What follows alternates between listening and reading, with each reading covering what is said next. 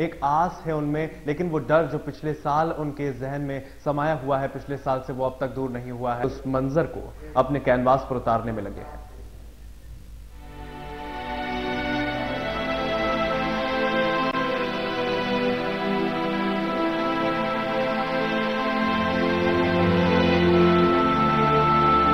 हिमगिरी के उत्तुंग शिखर पर बैठ शिला की शीतल छाव एक पुरुष भीगे नैनों से देख रहा था प्रलय प्रवाह। कोसी में आई प्रलय उस महाप्रलय की तरह तो नहीं, लेकिन उससे कहीं कम भी नहीं थी। बस यहां कोई जयशंकर प्रसाद नहीं थे जो इस प्रलय को किसी सफ़े पर उतार सके। कहते हैं एक चित्र में 1000 शब्द कहने की ताकत होती है। अगर ये सच है तो पूर्णिया के राजीव राज के बनाए चित्र कोसी के प्रलय को बयां करने के लिए किसी महाकाव्य से कम नहीं। कोसी से हुई जिस तबाही को राजीव राज शब्दों में बयां नहीं कर पा रहे थे, उसे उनकी कूची ने बहुत ही खूबसूरती से बयां कर दिया। अपने चित्रों में राजीव राज ने कोसी को कई रूपों में दर्शाया है। उन्होंने कोसी की तमाम धाराओं को अपने चित्रों में पिरोया।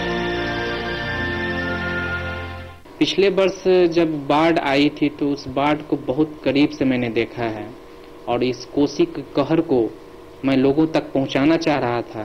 मैं इस पर रिसर्च करने के बाद एक स्क्रिप्ट तैयार किया कि आखिर क्यों है कोसी क्रोधी, और उसी स्क्रिप्ट पर मैंने इस पेंटिंग का पूरी सीरीज जो है वो बनाई।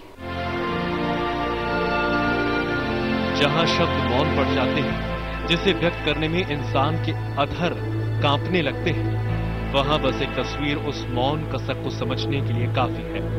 कोसी में आई प्रलय के बाद की ये कसक सिर्फ राजीव राज की कसक नहीं है, ये तो यहाँ के लाखों लोगों की कसक है जो इन चित्रों के जरिए व्यक्त हो रही है।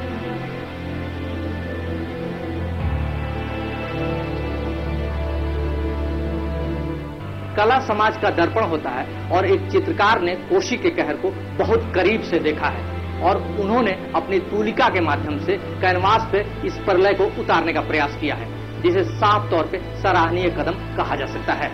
कैमरामैन अनिल के साथ रवि प्रकाश, साधना न्यूज, पूर्णिया।